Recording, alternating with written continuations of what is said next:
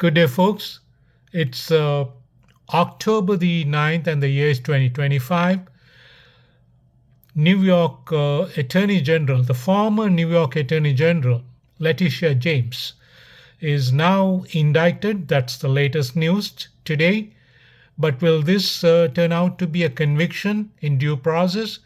Well, not sure at this point, but independent people who went after gathering evidence have come up with the way it seems like a great deal of evidence about everything Letitia James is guilty of. Seems to be that she was foisting it upon Trump. Everything she was accusing Trump of, she has done it. So that said, listen to this. President Donald Trump has long railed against the Democratic New York Attorney General. While campaigning for her office, Letitia James referred to him as an illegitimate president and promised to investigate him. And she did.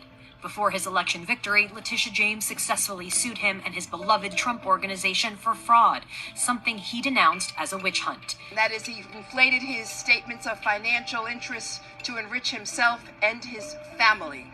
The civil penalty included a judgment of $500 million after interest and barred him and his sons from doing business in New York for years. After he appealed, a New York state court threw out the penalty in August, but upheld the judge's finding that Mr. Trump was liable for fraud. Now, Donald Trump promised retribution for those he deemed his enemies during his campaign. When we win back the White House, we will have no higher priority than ending the weaponization of this horrible legal system that is developed around us. And in a Truth Social post last month that was reportedly meant to be a private message to the U.S. Attorney General Pam Bondi, the president questioned why Ms. James and others, like the former FBI Director James Comey, hadn't yet been prosecuted, saying it was killing his reputation.